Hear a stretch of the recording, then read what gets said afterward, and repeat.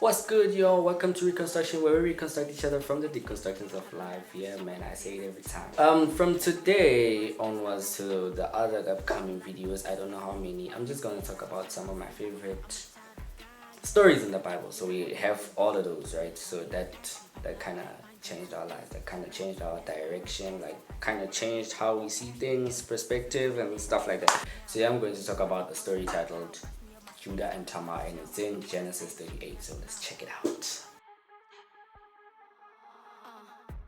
Okay, so Judah and Tamar. So to give you a lineage, it starts with Abraham. Abraham got a child at 100 years old. Imagine, like 100 years old.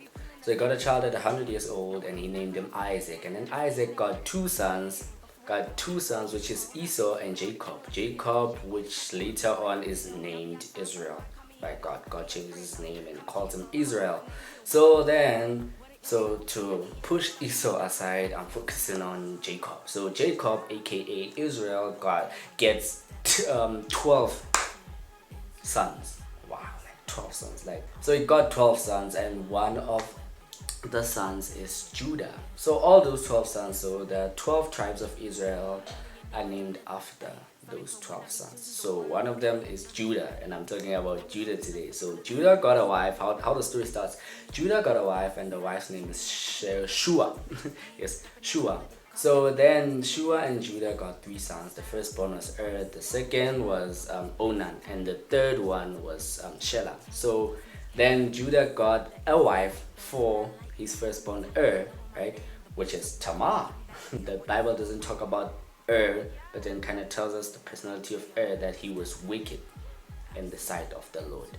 So he was wicked, and then the Lord kills him while he's married to Tamar.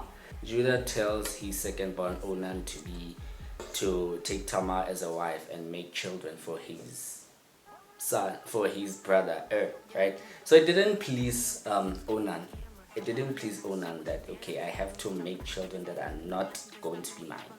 So then every time he had intercourse with Tamar, he would spill the semen on the floor so that Tamar wouldn't be pregnant. And then the Lord killed him because it didn't please the Lord also. So then Judah goes to his daughter-in-law and says, you know what, go back home, and then until Shelah grows up, and then I'll give you to him as a husband, right? Because Shelah was young, right? Like later on as it goes on, so Judah goes to the sheep in the field. I don't know, I think the name is Timnah. The name of the place is Timnah.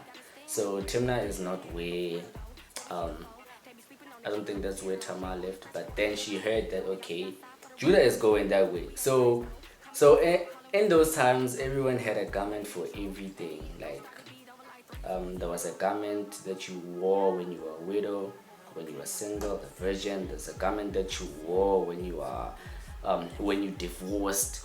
There's a garment that you wore when you married. So so Tamar had a widow's garment. So when she heard that, she saw, like, time went on, and she saw that, okay, Shelah is grown up, and then I'm not giving Shelah.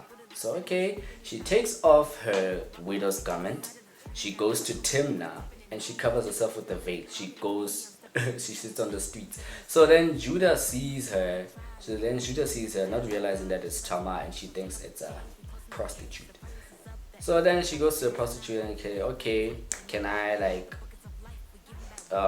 go in with you? Can I go in with you? And then so then there's a payment that he does to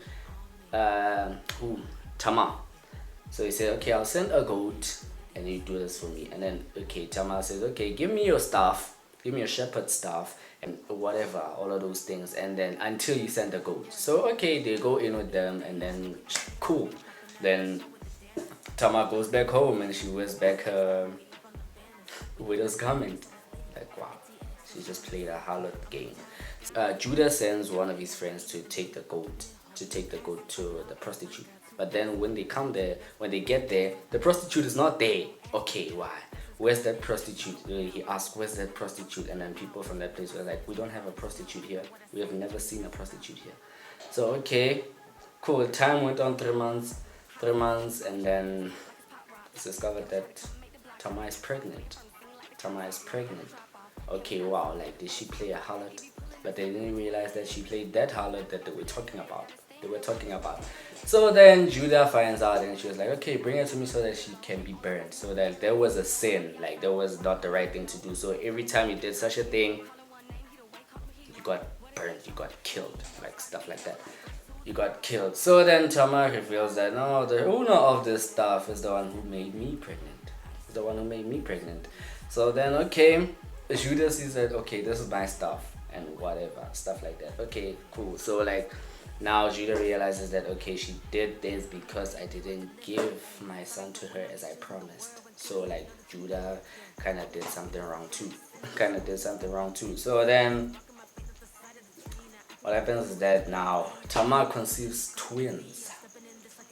Conceives twins. One of the twins is Zerah and the other one is Perez. So okay, cool. So that's how it ends there. The story ends there. So like why am I talking about the story? So this was actually God's plan, right? So if this thing did not happen, when we go to Matthew 1, it's the lineage of Jesus. It's the lineage of Jesus. And when you look at the lineage of Jesus, Tamar and Zerah, which is one of the twins, right? And Zerah and Judah are in the lineage. So this was actually God's plan for Jesus to come, right? So basically, Jesus, if this thing didn't happen, Jesus was going to be in another lineage.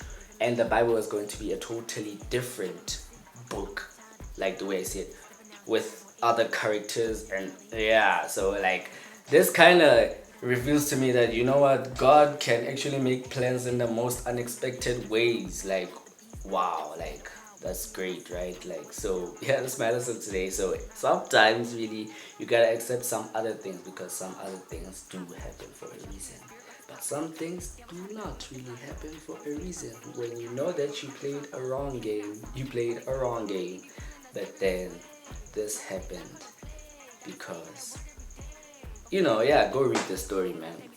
This I don't know how to summarize it so quickly, but then I would advise you to go and read the story so that you can get what I'm talking about, why Tamar did that and why Judah didn't burn her. So yeah, God is a master planner. Thank you for watching, y'all, and don't forget to hit that like button, hit that subscribe button, and comment if you want to comment. That would be pleasing. That would be me like seeing those comments, and maybe if I made a mistake, I will.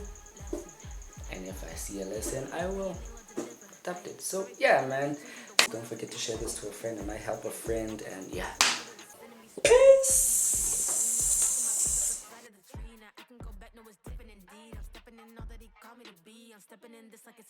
Stepping in style, I'm stepping in grace. The devil he tried, he don't know his place. Child of God, yo, shout out to Mace. Yo, take off the chains, we closing the case.